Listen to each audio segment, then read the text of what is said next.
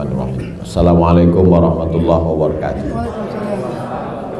Ada kekeliruan berpikir nanti kalau anak saya sudah hafal Quran, anak-anak SDIT ini sudah hafal Quran mau apa?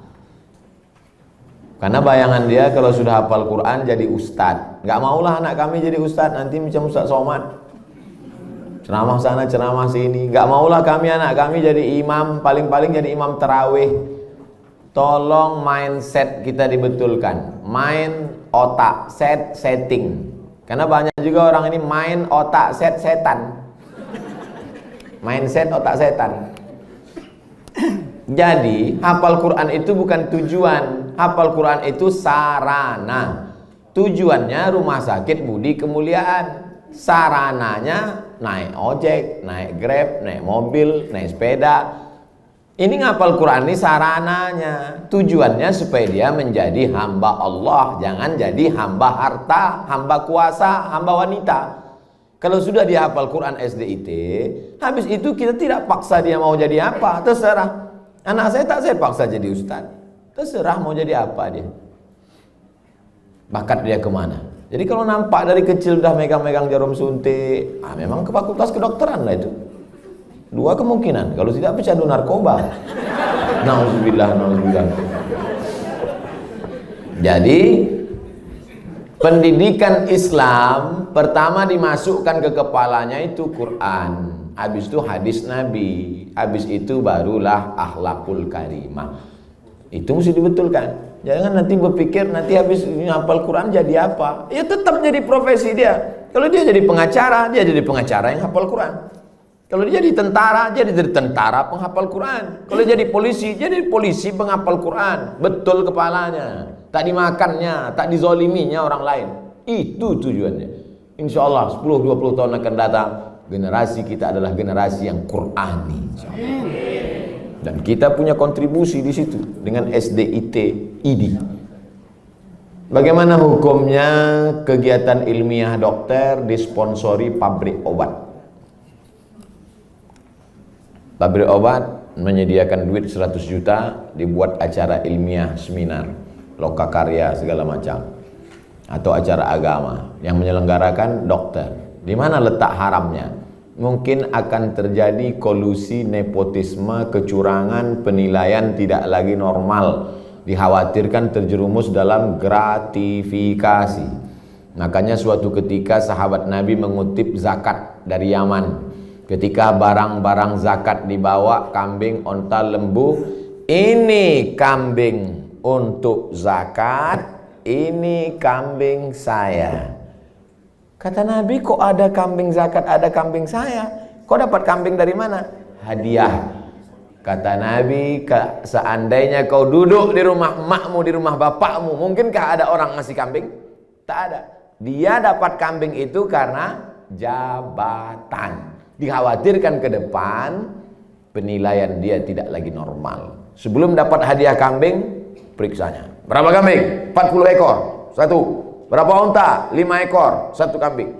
Tapi setelah dapat hadiah, mulai tak normal lagi. Berapa? Mau kasih-kasihlah, nggak kasih nggak apa-apa. Makanya segala penilaian kalau sudah datang ke Indonesia rusak. Tim-tim independen penilaian rusak gara-gara gratifikasi. Dibuka atas, pertama kali datang tegas, berapa ruangan, berapa ini. Begitu dapat lempuk durian, gratifikasi merusak. Jadi kalau masuk dia dalam kelompok gratifikasi bisa haram. Tapi kalau pandai tidak merusak, gimana caranya tidak merusak? Teknisnya ya diatur. Ini ada sekelompok orang yang menerima dan dia bukan tim penilai, dia bukan tim pemeriksa, dia tidak ada kait-mengait dengan keputusan dan dapat, kalau bisa disiasati, laksanakan. Tapi kalau merusak etos kerja, masuk dalam kategori riswah sogok, la'ana Rasulullah SAW ar-rashi wal murtashi, yang menerima sogok, yang mendapat sogok, maka dilaknat Allah Subhanahu wa ta'ala. Bisa kami Pak Ustadz selamat? Lanjutkan. Tak selamat, stop.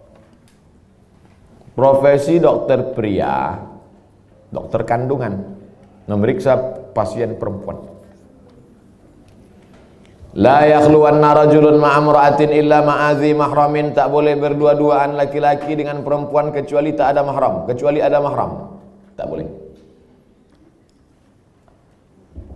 Anta musayyada mar'atin la tahillu lahu. Menyentuh tangan perempuan yang tak mahram lebih baik ditusuk paku dari api neraka ke kepala daripada menyentuh tangan perempuan yang tak mahram. Kena pasal-pasal ini. Tapi ada pasal meringankan, ad-darurat tubihul mahzurat. Ternyata ketersediaan dokter perempuan tidak mencukupi jumlah pasien perempuan. Itulah maka tadi saya sebutkan, kalau diterima nanti 20 anak tahfiz Quran SDIT, nanti mesti ada 7, 5, 10 yang perempuan, supaya mereka nanti akan menjadi dokter spesialis kandungan di UII nanti. Amin. Supaya mereka lah yang akan nanti menutupi ketersediaan SPOG, spesialis obgyn dokter perempuan. Karena kalau tidak, khawatir kita akan terjerumus. Tapi bapak-bapak yang spesialis kandungan, karena sekarang tidak terpenuhi, masuk kategori darurat. Saya sampai sekarang belum tahu survei berapa untuk kota provinsi. Terlalu besar mungkin untuk Indonesia, Provinsi Kepulauan Riau, Kota Batam saja. Berapa dokter SPOG perempuan, berapa yang laki-laki, berapa yang hamil perempuan, memanglah perempuan tuh hamil.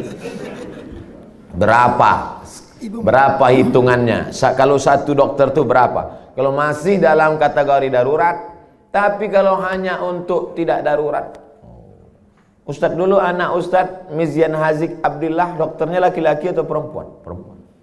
Dokter Sri namanya, di depan UIN Suska Riau, Jalan Pelajar, dokter perempuan. Tapi andai tak lagi ada dokter perempuan, hanya tinggal dokter laki-laki, pilihannya antara dua. Kalau tidak ditangani dokter laki-laki, mati. Maka tak boleh pilih mati. Assalamualaikum Bapak, ya istri Bapak sedang hamil tua, kami tidak ada lagi dokter perempuan, yang ada dua, mati atau dokter laki-laki. Biar aja mati. Haram hukumnya memilih mati. La tulqu bi aidikum ila tahlukah. Tak boleh menjerumuskan diri sendiri kepada kematian. Pilihlah dokter laki-laki dengan alasan darurat. Jadi bapak dokter jangan merasa kau sedang berbuat dosa besar, tapi kau sedang menyelamatkan orang banyak. Saya tak bisa merasakan gimana rasanya jadi dokter laki-laki yang memeriksa perempuan. Apakah tak ada lagi nafsunya? Atau dia macam menengok daging sapi saja? Itu tak bisa kita rasakan, karena semua kata-kata yang bercerita tentang rasa, rasa pasti berdusta. Kata tak dapat menceritakan rasa. Tak bisa.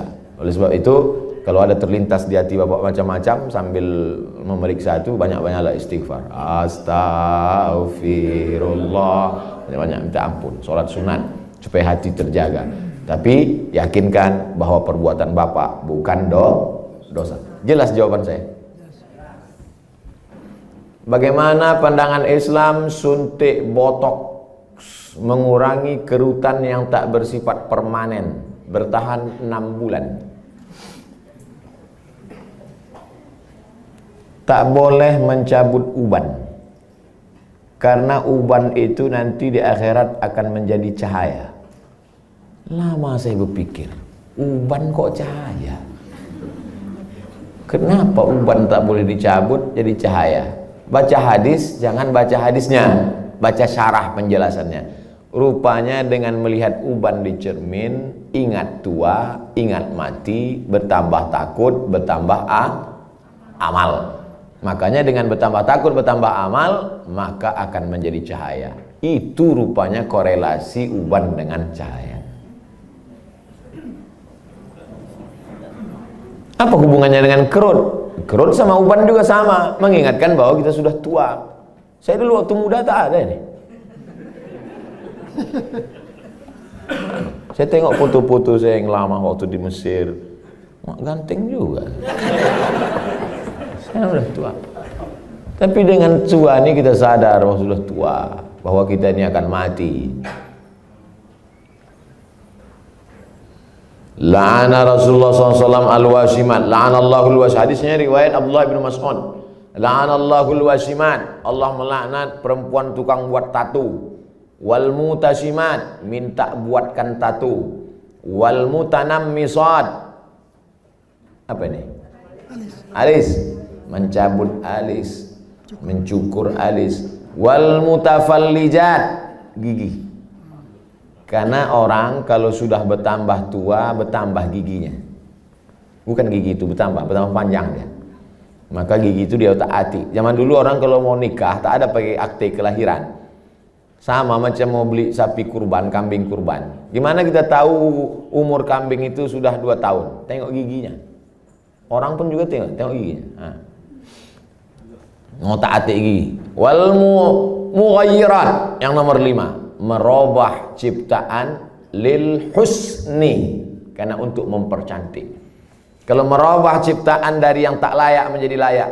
Ibu bapak dokter yang gigi, tukang pasang kawat gigi, jangan sangka itu perbuatan haram. Ada memang dia perlu. Ada orang ini kalau dia senyum sama kita 3 hari kita tak bisa tidur. Nah, itu memang perlu dibetulkan, perlu luruskan, diperbaiki. Tapi kalau hanya untuk gaya-gaya aja, hari Senin pink, hari Selasa hijau, ini mubazir, perbuatan saudara setan. Oleh sebab itu maka kira-kira suntik botok mengurangi kerutan ini termasuk yang mana nih? Masuk kategori nomor 5, mughayyirat lil husni, merubah untuk mempercantik-cantik saja. Sebetulnya saya tengok-tengoklah, dia sebetulnya tidak berubah jadi cantik, dia saja merasa cantik.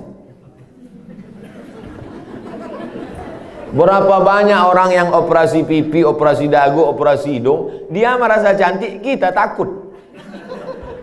Saya terus terang dengan orang operasi takut saya tengok.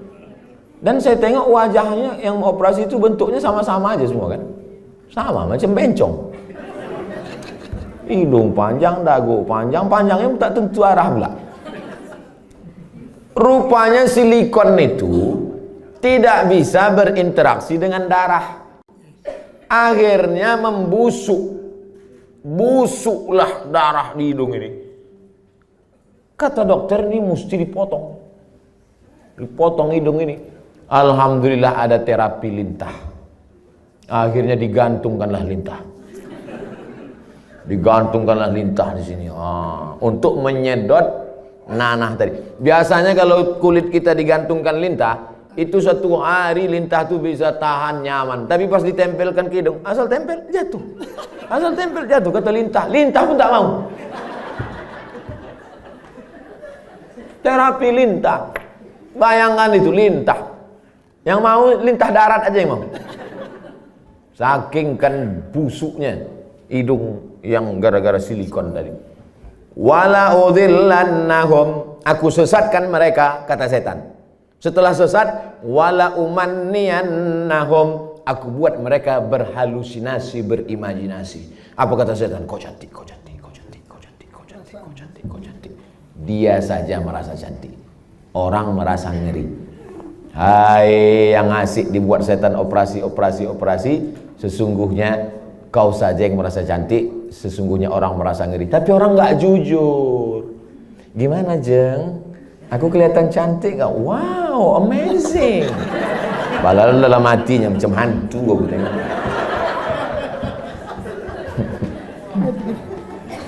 Baru dijawab, udah datang pertanyaan. Suntik filler untuk memancungkan hidung dan melancipkan dagu yang bersifat tak permanen 6 bulan.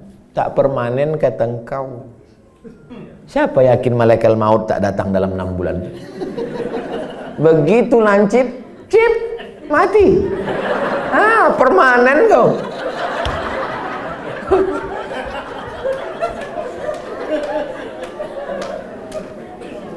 Kau cantik bukan karena dagu kau lancip. Kau cantik bukan karena hidung kau panjang. Kau cantik karena bekas air wudhu. Kau cantik karena habis baca Quran. Kau cantik. Yang mengatakan cantik tak cantik itu kan hati. Betul? Bapak-bapak ganteng. Ganteng. Bininya tidaklah jelek, tapi rasanya taklah sepadan berjalan. Pas ditanya orang, Pak, siapa perempuan paling cantik? Itulah yang paling cantik gitu deh. Entah dia jujur, entah takut, Allahu a'lam. Karena antara jujur dan takut ini beda-beda tipis. Tapi yang jelas kata dia, cantik itu membuat cinta atau cinta itu membuat cantik?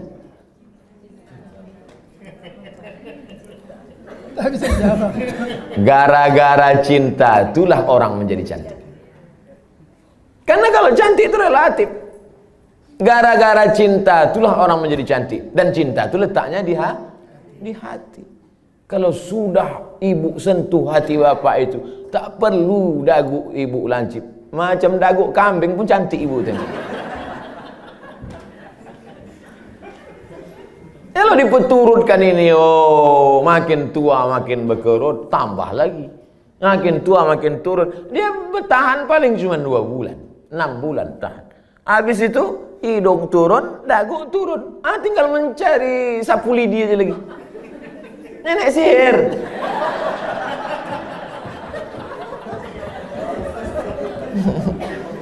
Berhentilah. Berhenti. Usah dipeturutkan ajakan setan ini. Yang mengerjakannya gimana, Pak Ustaz? Kalau perbuatan itu haram, maka yang melakukannya pun ikut haram. Orang yang memberikan fasilitasnya pun ikut haram. Maka terjerumus dalam perbuatan haram kolektif. Saya kan cuma jual khamar. Saya nggak ada ngajak dia minum khamar. Saya cuma jual aja Pak Ustadz. Penjualnya ikut kena, pembawanya ikut kena. Khamar itu 6 ikut kena. Penjualnya, pembelinya, yang menuangkannya ikut semua. Supirnya ikut kena. Security-nya ikut kena. Tarik benang untuk meniruskan pipi, bertahan setahun, masuk pasal 5 semua. Jadi Islam itu unik hebatnya, dia tidak menyebutkan 1, 2, 3, tapi menyebutkan secara umum dan terkait. Mukjizat ini Nabi disebut punya jawami'ul kalim. Kalimatnya singkat tapi makna padat sampai hari ini bermakna. Apapun namanya, yang merubah ciptaan Allah bukan karena darurat, bukan karena tak layak. Merubah yang tak normal menjadi normal boleh. Yang sudah normal dia taati menjadi abnormal. Nauzubillah. Bapak mesti siap menerima bunga yang layu. Karena tabiat bunga pasti layu, kecuali bunga plastik. Nah, itulah maka sekarang banyak perempuan yang mau jadi plastik. Dokter anak, sunat perempuan bagaimana hukumnya Pak Ustaz? Anak saya laki-laki, keponakan saya perempuan. Kata saya kepada adik saya, kau cari, kalau tak mau dokter di rumah sakit itu menyunat keponakan saya, cari bidan kampung yang mau menyunat. Karena saya berpegang pada mazhab Syafi'i. Ada mazhab yang mengatakan sunat tak perlu. Mazhab Hanafi, Maliki, Hambali mengatakan sunat bagi perempuan itu tidak wajib. Sedangkan saya berpegang pada mazhab Syafi'i mengatakan wajib. Adakah khitan sunat perempuan pada zaman Nabi? Ada. Nabi mengatakan kepada si perempuan itu, kau potong tapi jangan terlalu banyak. Maaf, na'udzubillah, hari ini bisa menyebabkan frigid dan lain sebagainya. Tapi rupanya manfaat lain dari memotong khitan pada perempuan itu adalah meminimalisir libido seksual. Begitu kata ulama-ulama dulu. Oleh sebab itu saya sampai hari ini tetap berpegang pada mazhab Syafi'i. Anak perempuan kalau tak mau dokter memotong karena takut bahkan bisa masuk HAM, hak asasi manusia, banyak saja pasal-pasal yang mereka lakukan. Sedangkan di zaman Nabi yang pakaian tertutup, makanannya bersih, tontonannya bersih. Apalagi zaman sekarang tontonannya maksiat, makanannya memicu libido seksual dengan berbagai macam cerita hubungan. Maka khitan amat sangat baik, salah satu usaha meminimalisir. Bagaimana cara sebaiknya bagi dokter anak menasehati Orang tua yang menolak imunisasi bayi. pihak ortu imunisasi bayinya sejak lahir? Dulu saya diundang oleh Kementerian Kesehatan Provinsi Riau. Videonya kan viral, coba cari. Sosialisasi suntik, imunisasi. Saya jelaskan di situ bahwa fatwa Majelis Ulama Indonesia beda antara bendanya ini halal atau memakainya yang mubah. Boleh. Jadi ini dua fatwa ini. Bendanya tidak halal. Sampai sekarang tak ada fatwa MUI bahwa barang itu halal. Karena memang dia dibuat dari babi. Maka tak ada fatwa halal. Yang ada itu fatwa mubah, boleh menggunakannya karena alasan memilih dua mudarat yang teringan. Cacat, sakit, mati dengan babi. Kalau kita masuk ke hutan, pilihannya babi sama mati. Pilih mana? Pilih babi atau mati? Orang Batam pilih gonggong. Tak boleh pilih mati. Pilih babi. Pergilah kita berdua ke dalam hutan. Tak ada makanan. Ustaz, pilihannya dua nih Ustaz. Kita mati atau makan babi? Ayo kita makan babi nih. Hanya untuk menyambung hidup, sementara dapat pisang. Tapi setelah dapat pisang, tinggalkan babi. Jangan gua nanti pas dapat pisang, saya makan pisang. Bro, ayo makan pisang. Enak babi ini Ustaz. Nggak bisa. Mana tahu nanti datang pakar medis dunia, entah dari mana, dibuatnya lah barang dari yang halal, maka kita tinggalkan yang ini. Tapi sementara dia datang, maka menggunakan ini hukumnya mubah. Jelaskan itu. Kami tak bisa menjelaskannya Pak Ustaz. Tontonlah video ini. Potong. 1 menit tak sampai tadi. Masukkan ke Instagram. Tontonkan ke ibu tuh. Saya tak mau. Tonton ibu. Nggak mau, ini Ustaz radikal katanya. Kalian carilah Ustaz yang agak-agak lembut sedikit. Bagaimana cara dokter bisa lillahi ta'ala, bisa menghindari sifat riya, sombong, bila kita memiliki kelebihan keahlian dibandingkan dokter-dokter lain. Insya Allah nanti kalau sudah berdiri pas pembelian tanah pun nanti pas ini soalnya yang saya cakapkan ini tak bisa pakai teori. Kita ID sudah survei dapat tanah 1 hektar di harganya 200 juta. Ini dokter yang sombong, yang riak, yang mobil mewah, kesini duluan bawakan proposal. Assalamualaikum Pak Dokter. Pak Dokter kan pasiennya banyak. Oh iya kata dia. Saya yang paling hebat di Batam ini kata dia. Rumah Pak Dokter kan paling bagus. Oh iya kata dia. Rumah saya yang paling mahal. Ini tanah nih 200. Aduh semua utang kata dia. Jadi kalau mau menghilangkan kesombongan, keangkuhan, nih pas praktek nih. Makanya nanti pas hari ulang tahun ID, peringatan hari besar ID, jalan-jalannya itu ke danau, ke bukit, ke mall, oke sudah itu udah. Jalan-jalan ke panti asuhan, jalan-jalan. Tapi kalau kita sudah punya sendiri, maka tiap hari pertemuan dibawakan, tiap bulan datang di grup ada terus. Belum bayar, ini anak 4. Maka insya Allah itu menghilangkan keangkuhan, kesombongan, keegoan segala macam. Kita hanya berusaha. Ceramah ini ada baiknya, tapi tiap hari ceramah, tak masuk ke kepala. Ada tingkat jemu, ada tingkat bosan. Ada orang bosan pada ceramah. Orang kalau terus muncul bosan. Desainer, koreografer, tukang desainer pakaian itu, yang laki-laki, itu muncul kebosanannya pada perempuan. Kan banyak yang melambai kan? Kalau ada orang bosan pada perempuan gara-gara sering menengok perempuan, itu desainer sama koreografer. Yang lebih mengerikan adalah bosan mendengar ceramah. Apalagi sampai tobat sama ustaz. Aku kalau sama ustaz ini tobat aku. Nah, itu na'udzubillah. Jadi makanya saya ingin mengatakan bervariasi. Ceramah oke, sebulan sekali, seminggu sekali. Tapi harus ada amal yang tidak teori tapi langsung praktek. Nah, maka saya selalu sama. Di mana-mana saya ceramah tak keluar dari 3. Islahut tarbiyah, perbaikan pendidikan. Islahul iktisad, perbaikan ekonomi. Islahul siyasah, perbaikan politik.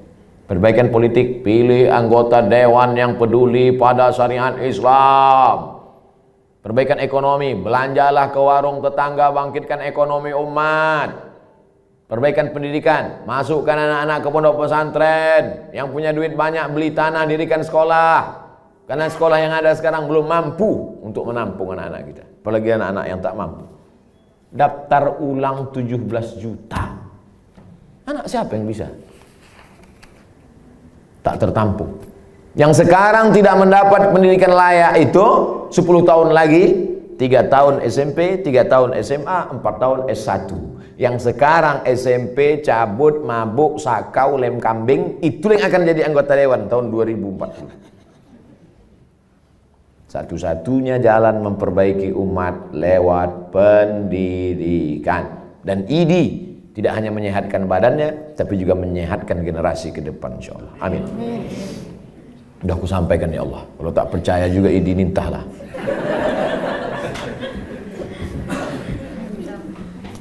Dah habis pertanyaan. Habis. Terima kasih atas segala perhatian Bapak dan Ibu. Ceramah kita pagi ini baru starting point, baru start. Ini belum finish. Ini baru garis start usaha kita ke depan. Masih, saya tak bisa mengontrol. Bapak Ibu lah saling tolong menolong. Mudah-mudahan kita tetap saling tolong menolong dalam kebaikan dan ketakwaan kepada Allah. Tapi kita tak bisa guna apa-apa selain pertolongan Allah. Mari kita sama-sama berdoa ala hazihin niyah, untuk niat yang baik ini supaya Allah sampaikan dengan kemuliaan surat Al-Fatihah. A'udzubillahi minasyaitonir rajim. Bismillahirrahmanirrahim. Alhamdulillahirabbil alamin. Ar-Rahmanir Rahim. Maliki yaumiddin. Iyyaka na'budu wa iyyaka nasta'in. Ihdinas siratal mustaqim, siratal ladzina an'amta 'alaihim ghairil maghdubi 'alaihim waladdallin. Amin. Allahumma shalli ala sayyidina Muhammad wa ala ali sayyidina Muhammad. Allahumma inna nas'aluka bisirril Fatihah wa bisirri nabiyyika Muhammad sallallahu alaihi wasallam at-tuballigh maqasidana. Dengan kemuliaan selawat dan kemuliaan surat Al-Fatihah, sampaikan niat baik kami ya Allah. Wa taqdi hajatina, tunaikan hajat-hajat kami, hajat dunia, hajat akhirat ya Allah. Allahumma barik lana fi arzaqina, rezeki kami ini berkahilah dia supaya bisa menjadi amal soleh yang tetap mengalir sesudah kami mati ya Allah.